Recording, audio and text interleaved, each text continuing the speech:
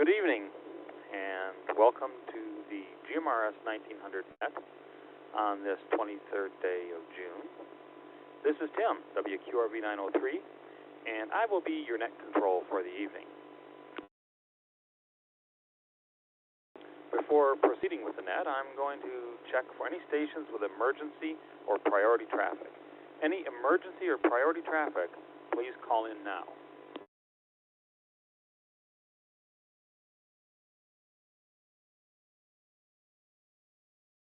Hearing none, if during the net there's any emergency or priority traffic, you are free to break in at any time. The GMRS 1900 Net is a directed net where we discuss matters relating to GMRS and various other topics. While a directed net is in operation, all traffic must go through the net control. This net is normally held every Tuesday on the Phoenix High Power 550 repeater, transmitting on 462.550 from the White Tanks at 7 p.m., also known as 1900 hours. The net is normally conducted using the national travel tone of 141.3 hertz. If you do not have that tone installed in your radio, you should do so as soon as practical. Participation in the net is possible using the regular club tone if you place your radio into monitor mode. All participants are encouraged to use monitor mode during the net to ensure that you don't miss anyone transmitting on a different tone. The GMRS 1900 Net website can be found at www.AZGMRS.org and is run by the Arizona GMRS Repeater Club. We will start this net by asking for check-ins from our Zello users first. After that, I will ask for check-ins from our RF users. After check-ins are complete, we will pose a topic and ask for input. When you take your turn, we ask that you keep it short and to the point so that any questions or comments can be properly addressed by all. I would also remind you that when you are through with your turn, please clear with your assigned FCC call sign. Is there any emergency or priority traffic before we continue? If so, please call in now.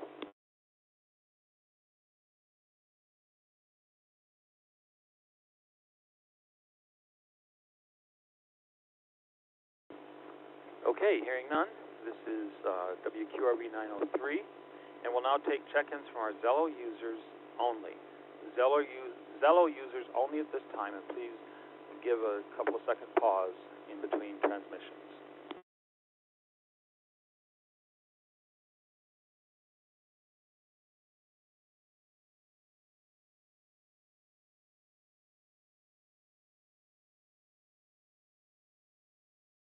Are there any Zello users out there wanting to check in?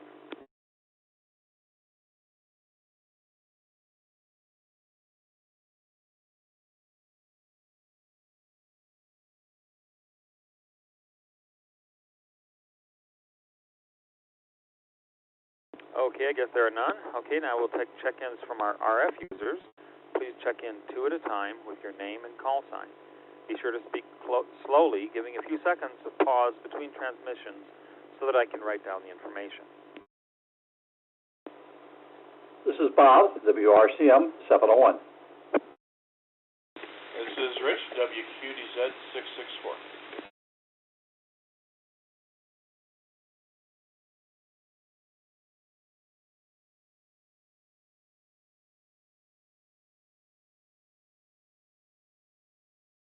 Okay, I have Bob, WRCM 701, and Rich, WQDZ 664. The next two check-ins, please.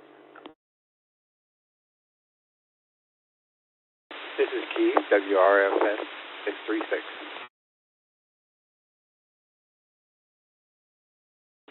WQZZ 533, Jeff.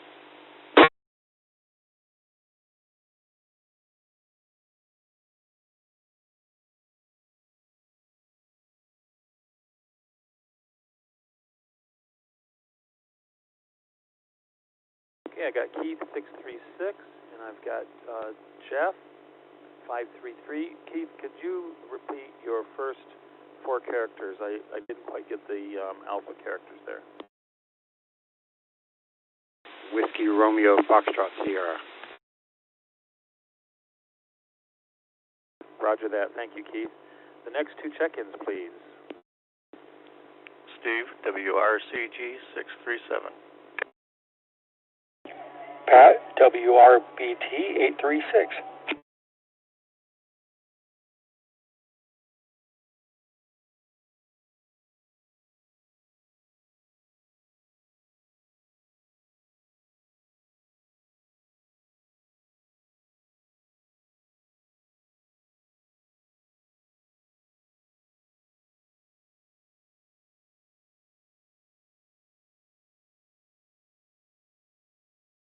Okay, I have Pat, 836, and Steve, 637, not necessarily in that order. Next two check-ins, please.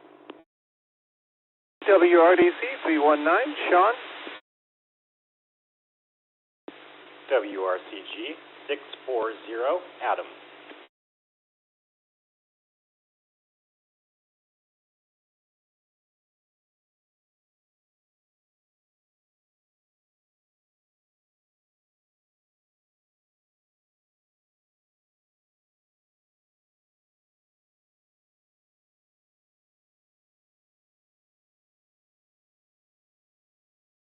Okay, 319 Sean and 640 Adam. Next two check-ins, please. WQZ 645, Gary. WRFB 254, Mike.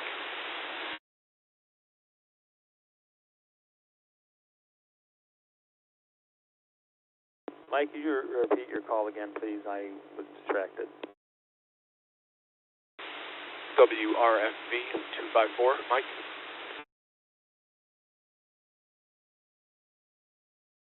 Thank you, Mike. Next two check-ins, please.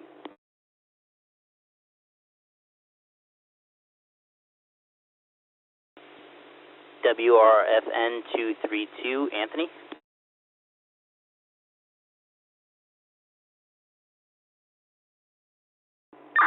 WRFP 808, Mark.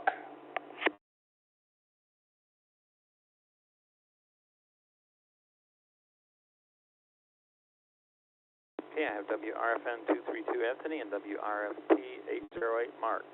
Go ahead with the next two check-ins.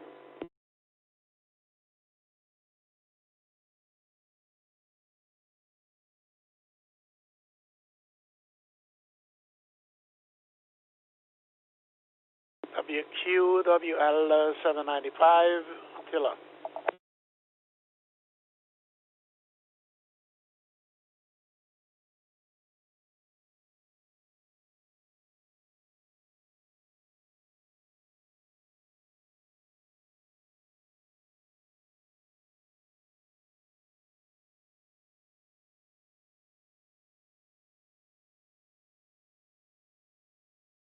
Okay, I have Attila, 795. Do we have any other check-ins tonight?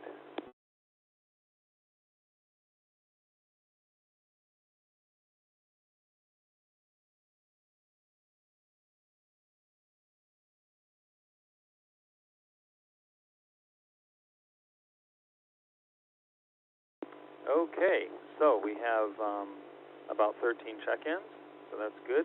Thank you, everyone, and apparently no Zello users out there. We're going to continue. We will ask for check-ins later in case somebody arrives later and wants to check in. So tonight's topic is when you're traveling on the road away from our normal repeaters that we use here in the Valley for the club, traveling interstate or traveling outside the reaches of our large coverage repeaters we have here. What do you do? What do you do along the route? For instance, do you program the national calling frequency in the radio, which is I think 462.675, and put it on and then put it on 141.3, the travel tone, or do you load in all the repeaters what do you do when you're going out of town? Or do you just turn the radio off and not talk? So we're going to start our comments tonight with, I think it was Robert was the first one, WRCM 701. Go ahead, Robert. All right, thank you. Yeah, no, I generally map out ahead where I'm going, and will program the radios appropriately for where I am. I usually take a monitor with me, too, so I can listen to the local happenings in public safety.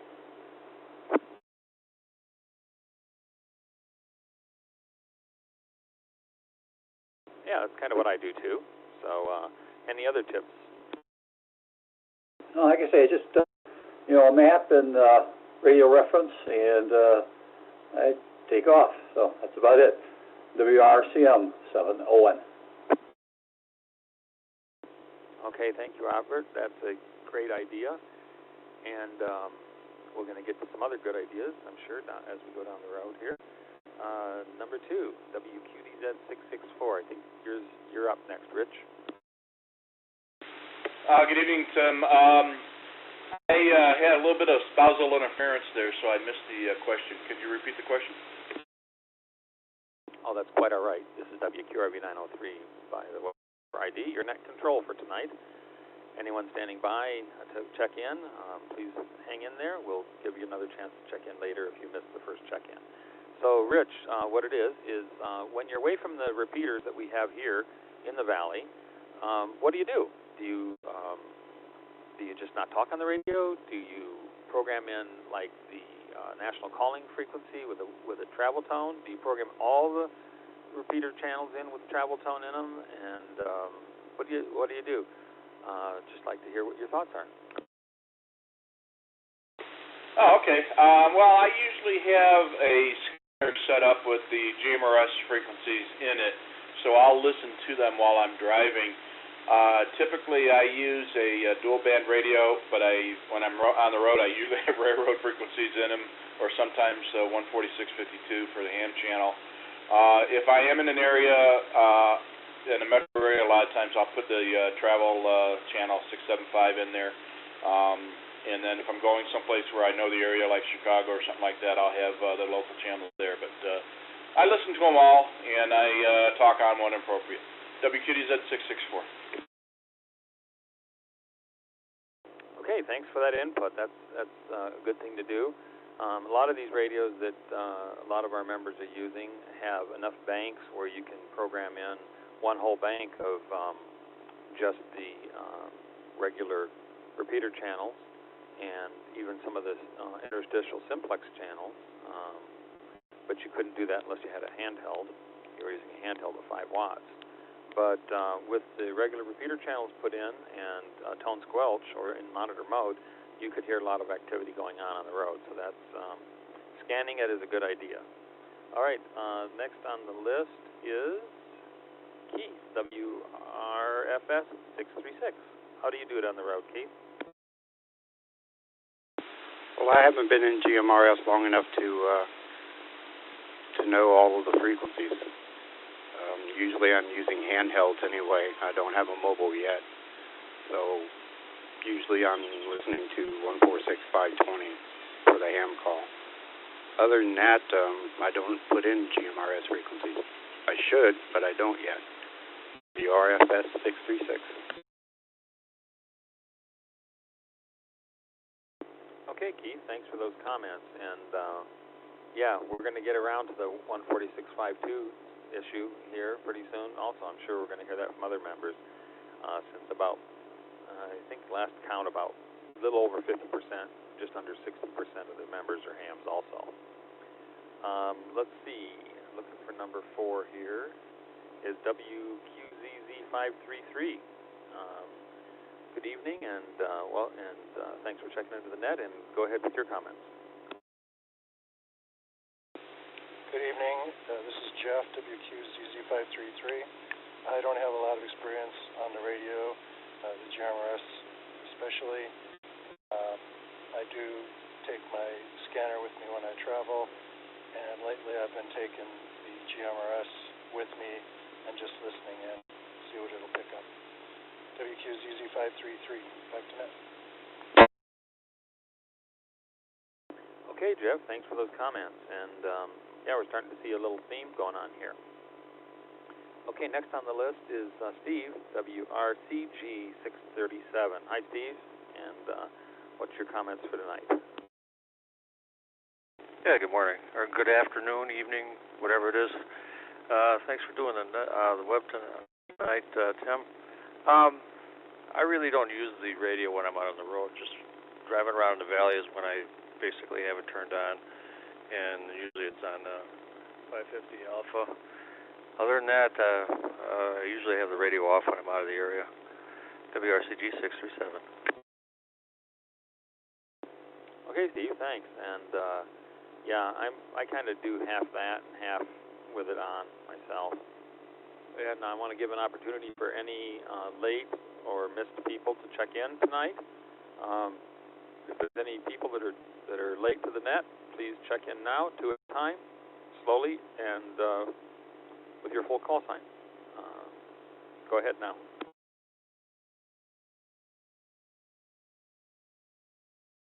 WREL 486, Les.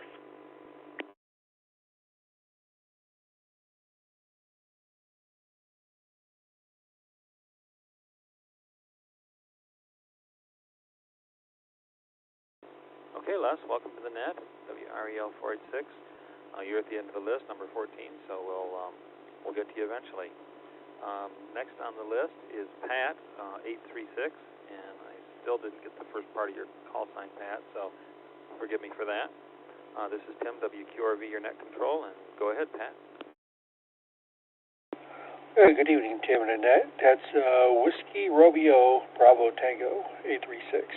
I haven't been in ZMRS long enough to do any traveling, but I imagine I would just leave all the frequencies that are programmed by the club and throw it on scan and see what's out there. But more than likely it'd be DPS, so I wouldn't get caught speeding. And that's all I have. Back to you, WRBT 836.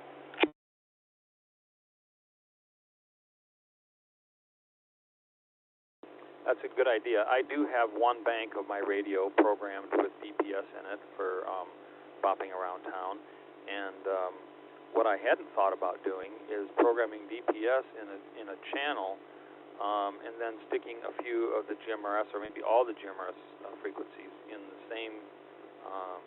Put GMRS in one bank, and in the same bank put the DPS, so that when I do hit scan, it scans that one bank, because I don't like scanning all my banks at once, because it just takes too long to get from the start to the finish.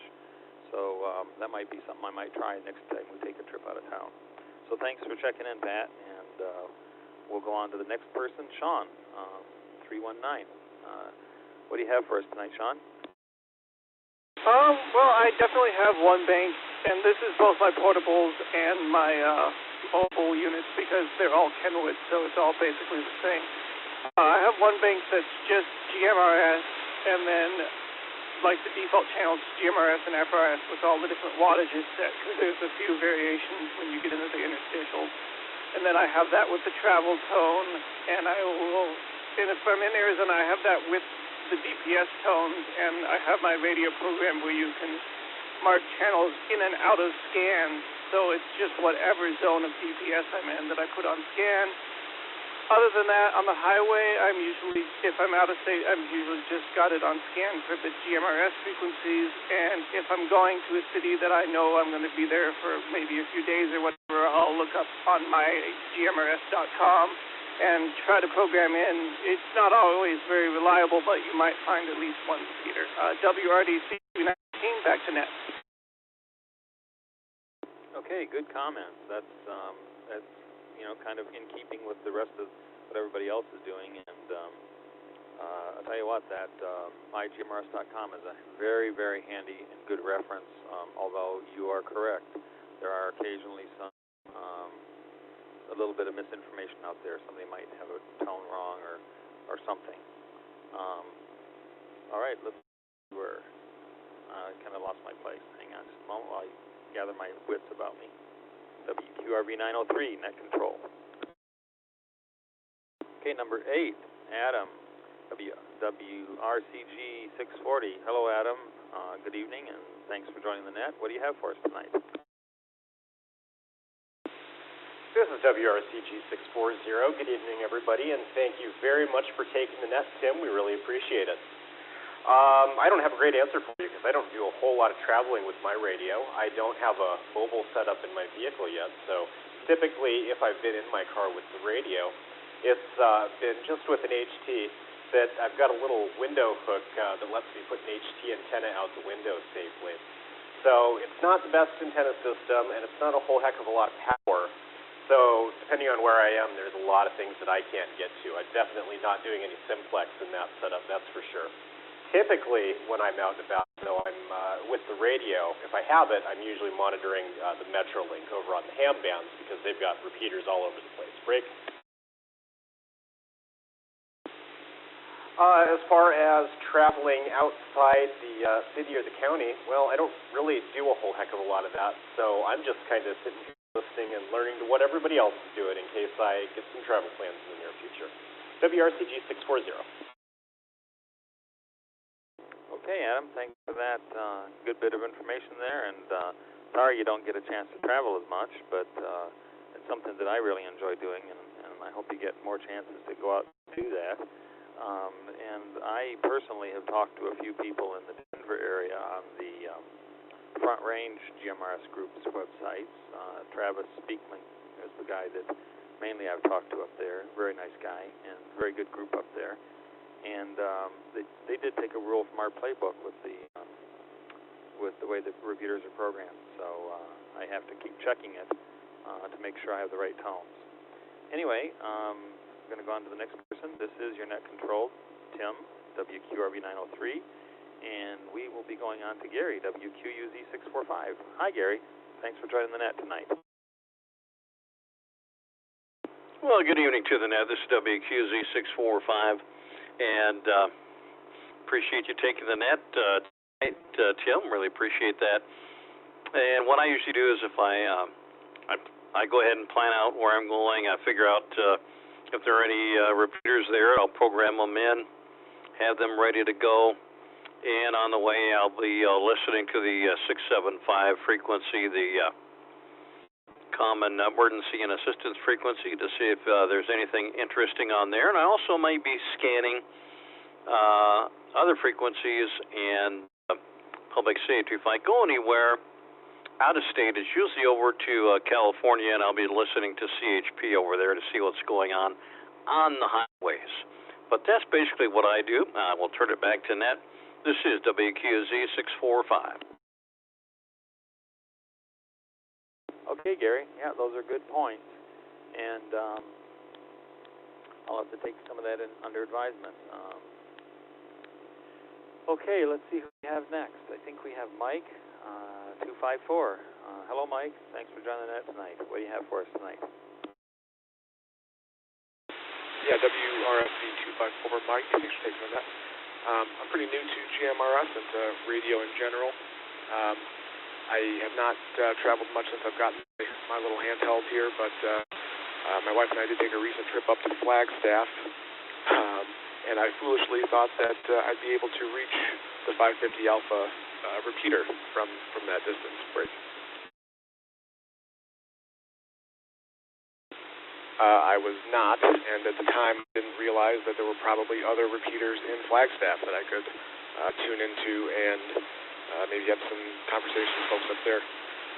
So as I'm learning more, I'm learning about the travel tone and radio reference at mygmrs.com. So as I start planning future trips, looking forward to doing some more scanning along the way. And I would like to also get into being able to monitor DPS and Phoenix PD here in the Valley, if that's something I can do on my radio. So I'll be looking to do that. But other than that, that's all I've got. WRFV 254. Okay, Mike. Well, you know, you're in a place if you're a little bit new to GMRS, just like the other people have commented, because we've got a lot of people here that are anxious and eager and willing to share their information and allow you to pick their brains. And so, yeah, just tap any one of us through the quorums, or the forums, I should say, or by email or whatever, or just call out to us on the radio and when you hear one of us on the air. And as far as the DPS, yeah, the DPS can definitely be programmed into one of your banks or your radio or into your channel list reset. So that's definitely possible since we are on UHF. And you can't do the City of Phoenix, though, because they're on 7,800 megs, I think. And it's all encrypted, or at least it's P25 digital, so you couldn't receive that. Unless you have a special scanner. And there's somebody in our group that knows all about that, then I'm sure he'd be willing to share his wealth with you.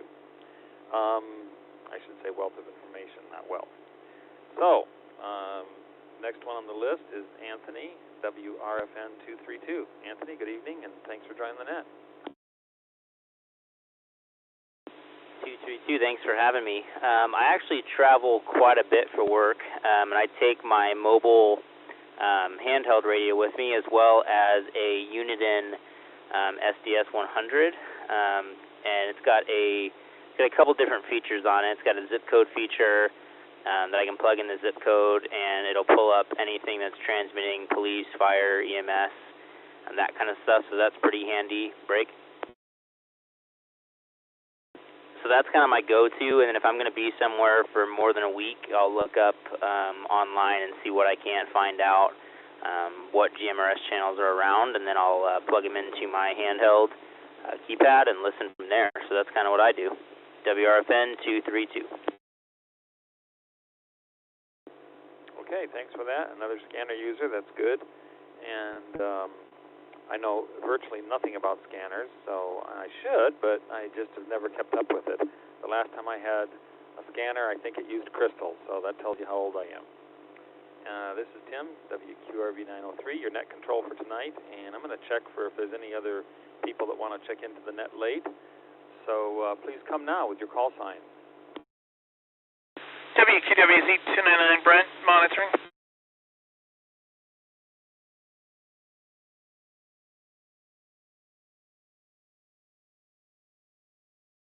Okay, Brent, I got you checked in. When you say monitoring, does that mean you don't want me to call on you at the end, or what? WQRV 903. Hey, I'm sorry, I'm getting ready for work.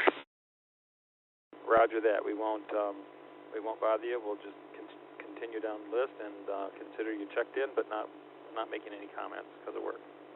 Okay, let's see. I got to figure out where I left off now. I think that was with Anthony. So the next one is going to be Mark, WRFP 808. Mark, good evening, and thanks for joining the net tonight. Good evening, Tim, WRFP 808. Hey, thanks for carrying the ball this week. Unfortunately, I'm so new to radio, I haven't done any traveling since I got my set, so I really have nothing much to offer, but I'm soaking up the information coming over like a sponge. So that's all I've got. Back to net, WRFP 808. Okay, Mark, that's great. Thanks. And I don't know if you know it or not, but you got our MDC 1200 signal going out at the beginning of your transmission, so you might want to go find your settings and turn that off so that it doesn't make that bleep each time you push the button. That's a lot of people miss that. Sometimes it's a preset that's already set in the radio when you get it, and be careful to turn that off. And so back to, thank you, Mark, for your comments, and we're going to go to Attila, WQWL 795. Attila, go ahead. This is WQWL 795. Good evening, team and the net. I have only one GMRS radio, a Kenwood, and recently I don't travel too much, so I use only the repeater in the valley. WQWL 795. Okay, Attila. Well, thanks for your comments. Sorry you don't travel very much, and I actually don't travel very much either, except to go visit grandkids, and most of the time we fly, so I don't get a chance to use it on the road as much as I'd like. But like a lot of the other people, I keep the local channels in the valley on scan when I'm driving around town. Okay, so number 13. Number 14 is Les, WREL 486. Les, how you doing tonight? Hey, Tim, I'm doing well. Yeah, I mostly travel in-state and use the repeaters around the state. I also usually carry a handheld that's programmed to the DPS channel so I can hear what's going on the roadways as well. And then if I'm, like today, I was traveling with one of my family member in another vehicle, and there we'll actually just skip the repeaters and we switch to TAC 10 and communicate that way while we're driving, especially if we're doing longer trips. That's about all I got. WREL 486. Okay, thanks for checking in, Les, and for those comments. And yeah, it's really handy going on the Simplex channel if you don't need very long communication. And with the radios you got, I'm imagining you probably get over 10 miles vehicle to vehicle, depending on terrain and what's in between you and the other vehicle. So that's a good thing to have in your car. Okay, I want to float another topic really quick, and I'm not going to go down the list. I'll just see if anybody has any comments about it. And that is, you see a lot of ham guys with the 146.52 sticker on their back window. Sometimes they have a call sign with it, sometimes not. What's everybody think about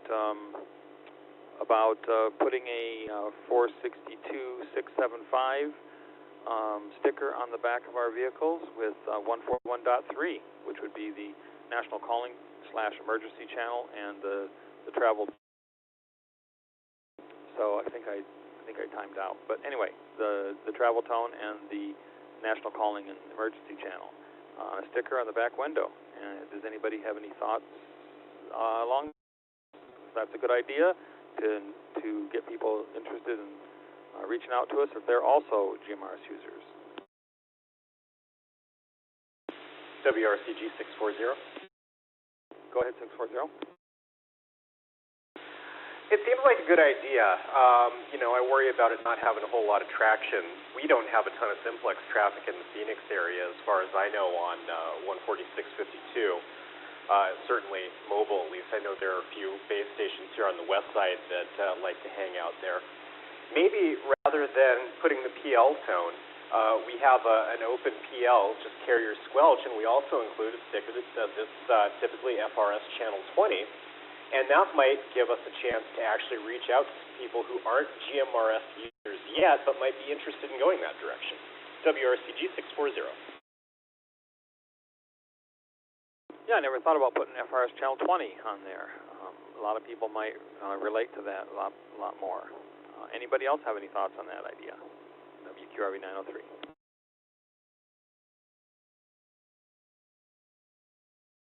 $645. Go ahead, Gary. Yeah, I think I agree with Adam there. He's got a pretty good idea. And not only is you can put FRS channel 20, but also channel 20 is also on a lot of the channelized radios that are sold like the Midlands as well. So that would apply to them. Back to Net. This is WQZ 645. Okay, thanks for that comment, and I noted it. And anybody else have any comments about putting a sticker on the car with the national calling frequency or FRS channel 20 or something else? WRS, that's 6. Okay, sound like Keith. Go ahead. We would run into a problem with unlicensed GMRS users using the frequency with us. That is a concern, definitely a concern. Where if they were using, well, I'll have to think that out because they can use up to 2 watts with no license on pretty much any of the channels. So I'll have to think that out and how that would work. Just something I wanted to throw out there. WRF at 636. Yes, thank you for being mindful of the rule of law, because that is something that it escaped me when I first thought about this idea. And we know pretty much everybody on 146.52 is probably going to be licensed because it's a ham frequency. But who knows what you're going to get on the GMRS, because people could just go in and buy blister pack radios or FRS radios or whatever. And so that's a good thought. We would run into a lot of possible unlicensed situations there. All right, this is Tim, WQRV 903, Net Control for the Arizona GMRS 1900 Net. Are there any other really, really late check-ins tonight before we close?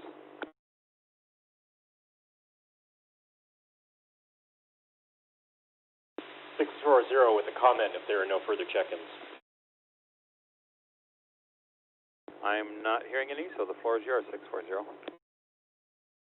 Thanks again, Tim. I just do want to point out a great comment about considering the unlicensed operations. I don't know if it used to be this way in the past, but now the FCC does explicitly call out that GMRS and FRS users are permitted to interoperate. We have to follow our rules, and they have to follow theirs. So certainly, they still have to be on Part 95 radios and such. WRCG 640. Yes, that's a good comment. We truly are allowed to interoperate as long as we each follow our own set of rules, and ours would be on the interstitial channels, not exceeding 5 watts, and using our call sign like we normally would. Theirs would be on any channel, not using more than 2 watts, and on the 467 interstitials, we wouldn't be able to transmit at all because we'd be using a Part 90 radio or a mobile, so we'd have to stay off those ones. So yeah, that's a good point. And are there any other comments tonight before we close out the net?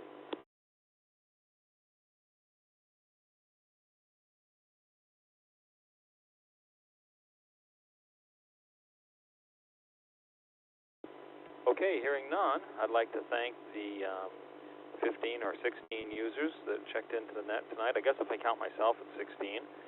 And I hope I didn't miss anybody. I'm trying to keep very accurate notes. If I did, you can send me an email. And in any event, this is Tim, WQRV 903, and I would like to thank you all for checking in and hope to hear you all back here next week. Special thanks goes out to WPRR 517 for hosting the Phoenix High Power 550 repeater. This is WQRV 903 Net Control for the GMRS 1900 Net, and we will now return the repeater to normal operation.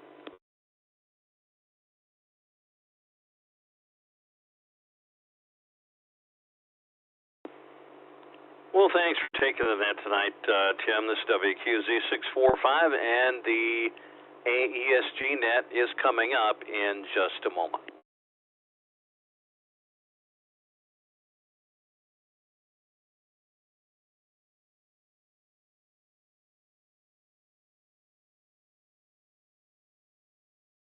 And we'll let the repeater identify there.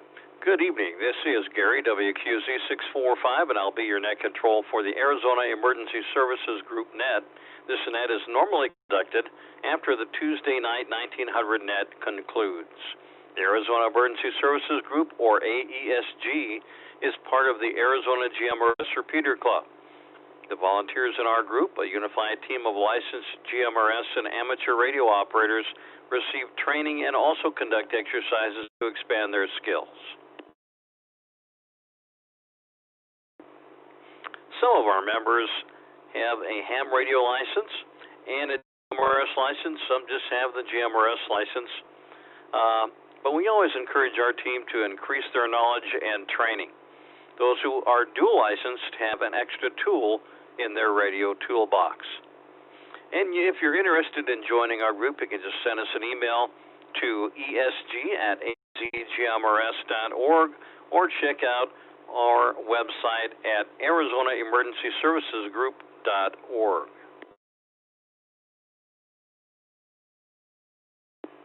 The purpose of this net is to perform a regular test of communications equipment, provide training in emergency procedures, and exchange information related to preparedness. All nets, whether for training, exercises, events, or incidents, are directed nets. That means that all traffic must go through net control. In addition, stations should notify net control prior to changing frequencies or leaving the net. Any station may break in at any time with emergency or priority traffic. Is there any such traffic at this time?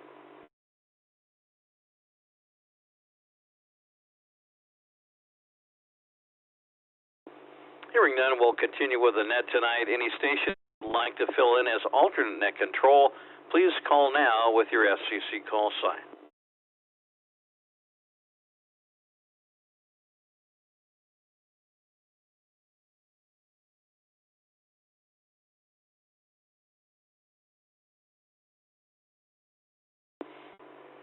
Okay, hearing that, we'll check on that later. We'll go ahead and now take our check-ins. Please check into the net with your name and call sign, 2 at a time.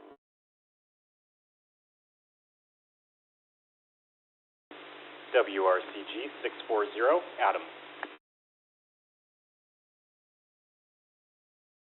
WQRV 903, Tim. Okay, we've got 640 Adam and 903 Tim. Next check-ins. WQZZ533, Jeff. WQWZ 1099, Brent, portable.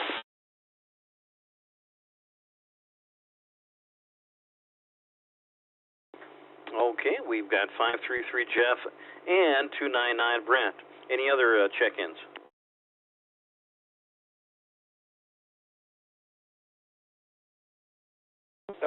WREL 86, Les. WRFN 232, Anthony.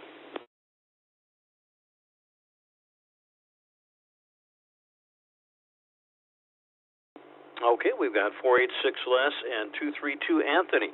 Any other check-ins? QWL 795, Attila. WRDC 319, Sean.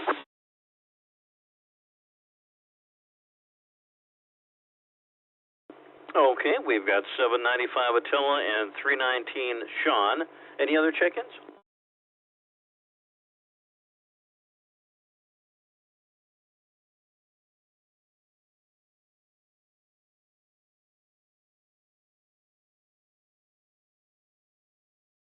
I'll check one more time for some additional check-ins.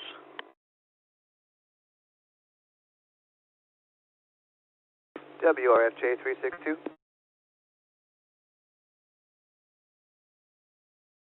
Okay, 362, we've got you checked in. Any other check-ins?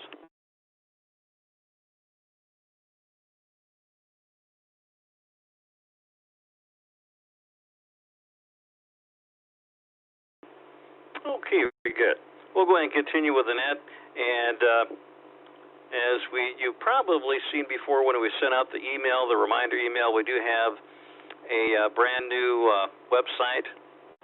It's being updated on a regular basis for the Emergency Services Group, and that is at ArizonaEmergencyServicesGroup.org. It also has a member page that has a lot of information and resources for members on that page. And there are other pages that have prepared this information for the general public as well. And what we're going to do tonight is we're going to talk a little bit about the monsoon season, some of the storms we've had in the past, and one thing we have found out this year in 2020 is we have found out that just because you think something won't happen doesn't mean it won't. Because we've had plenty of things happen this year that nobody really expected to happen. So it's always good to be ready. And we're also going to talk about Skywarn weather spotters. And there's a link to the training that is available. There is still some virtual training available from the National Weather Service here in Phoenix, and there's a link there on the new website to that.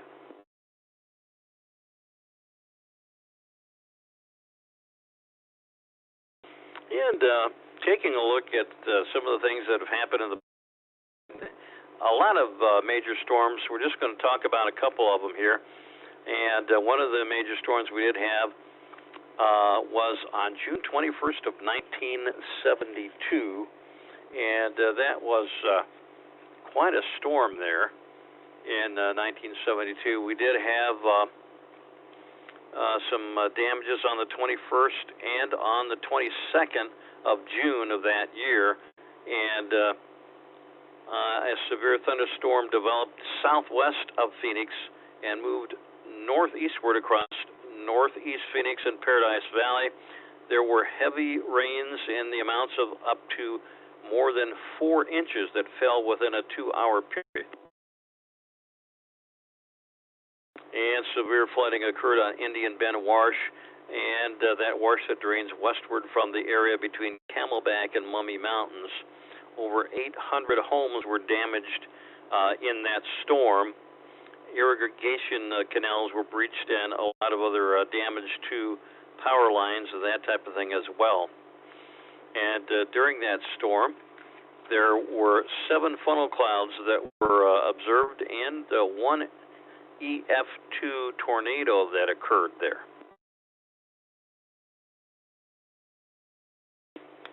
And then taking a look a little bit further along in 2010, October 6, 2010 is when we had the locally famous hailstorm that caused a lot of damage with hail, and that happened in the southern part of Arizona here, in the central part. In the northern part of Arizona, we had something that we don't normally have here, and that is a tornado outbreak. We had 9 confirmed tornadoes. One of them was an EF3 in northern Arizona, and there was $2.81 billion in hail damage and $1.6 million in tornado damage and 11 injuries with that storm. And a lot of that damage from one of the tornadoes was just in that area west of Flagstaff there.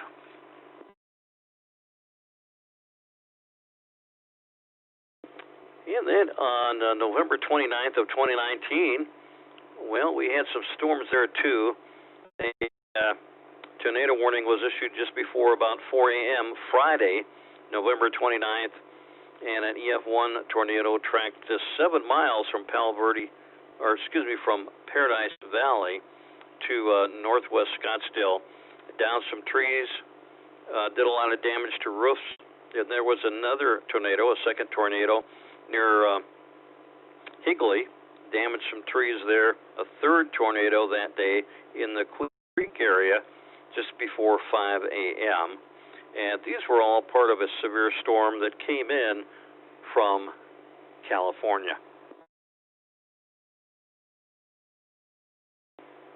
And I will put it out to the net.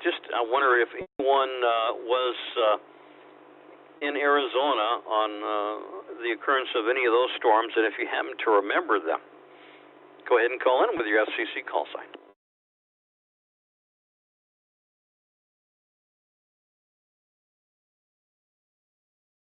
WQZZ533, Jeff? Go ahead, Jeff. Yeah, I remember the 2010 hailstorm. At least I remember the damage. I was over at the flood control district offices shortly after, and they had several windows that were just blown out and various other things. Friends had their windows shattered by hail. We ended up putting a new roof on our house. WQZZ533, Jeff, back to net. Well, thanks for that, Jeff. Yeah, I remember that hailstorm as well. That was really something else. There was a great deal of damage, especially to cars and trucks. That hail damage was really something else. And I had something that I had never seen before on the back door to my office at work there. After that hailstorm, there was a dent in the aluminum door handle, which I had never seen hail do that before. So that was really something else. But that was quite a storm. Any other stations that can remember any of those storms?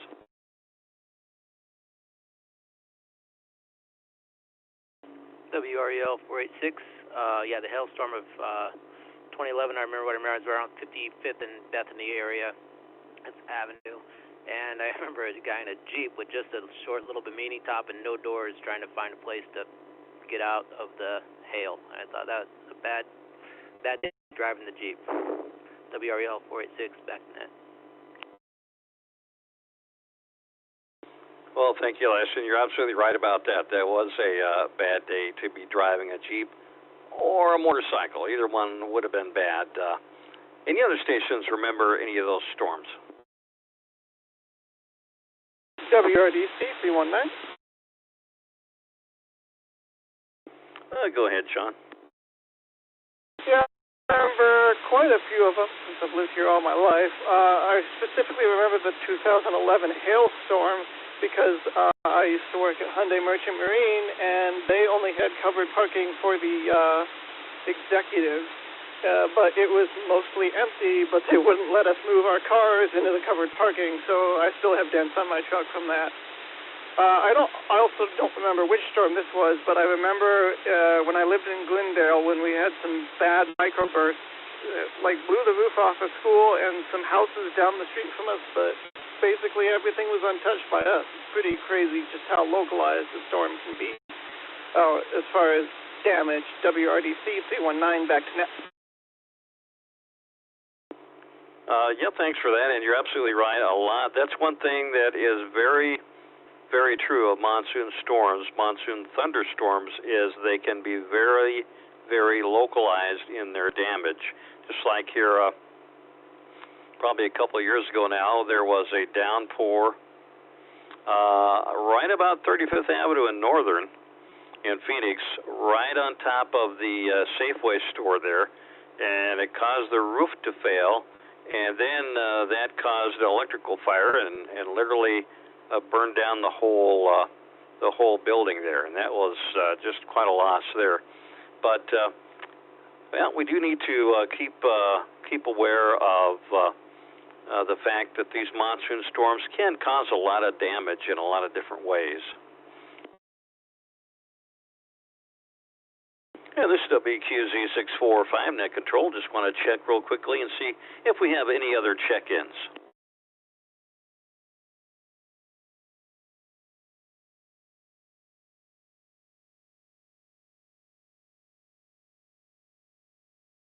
Okay, not hearing any other check-ins there. We'll go ahead and continue. And we do want to keep in mind that we've got to remain prepared, and those who are trained weather spotters, we've got your information down on our roster, and we keep that information available in case we need to go ahead and activate and have people call in. Now, AESG members who are weather spotters may make criteria reports by calling into an activated AESG Net. Net Control will then relay all reports to the National Weather Service.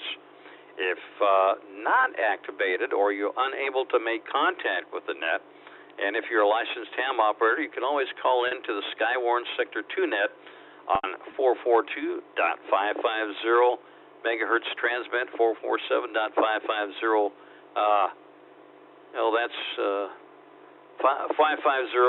442.550, is the receive, and the transmit is 447.550. And I'm sure somebody would have corrected me on that. Anyway, the PL tone of 100.0, you can call in if that is activated there, if you're a licensed amateur radio operator, and otherwise you can call directly to the National Weather Service, and the number is right there in our emergency procedure.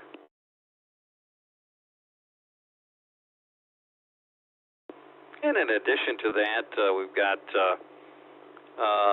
the following criteria to report in the event, we just want to go through these as a reminder in the event that we do have something coming up here. The monsoon will start up pretty soon. Whenever the dew point reaches about 55 degrees or higher, then the monsoon usually starts up. Now, winds greater than 40 miles per hour, that's something we want to report. A funnel cloud, of course, tornado on the ground, a microburst, a wall cloud, and any kind of low visibility, 1/2 mile or less due to dust or sand. And then also any kind of heavy rain, they consider 1/2 inch or more in 30 minutes or less as heavy rain. Any kind of storm damage, flooding, or hail, they want to know about that as well. So make sure you go ahead and call in those criteria reports and let us know. And also, if weather spotters have a photo or short video of the weather that they're reporting, reporting, they can email that to ESG@AZGMRS.org, and then the net control operator can forward that photo or video to the National Weather Service. And I just want to check and see if anybody on the net, any stations have any questions or comments about the Skywarn Weather Spotter program or about our procedures.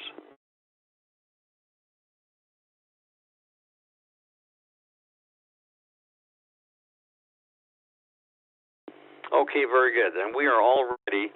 We're all prepared. And, of course, again, if you want to check into that virtual training program that they have available now for weather spotters, you can find the link on our website at ArizonaEmergencyServicesGroup.org.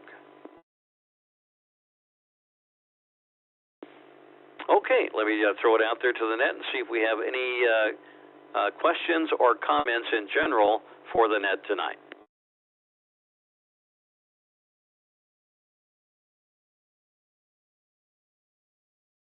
Okay, very good. And just a reminder, we still have that exercise, the communications exercise, that will be coming up here probably about the end of July.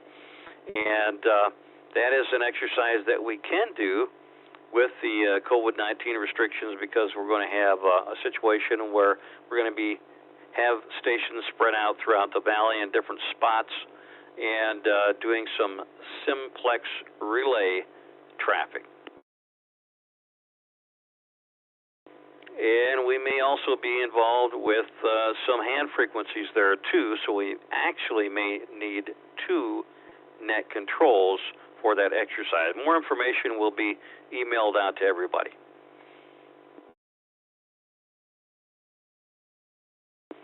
Okay, well, we'll go ahead and close it up tonight. I appreciate everybody that called in and was involved in the net, and we'll go ahead and return the operation of the repeater back to normal GMRS operations. This is WQZ 645.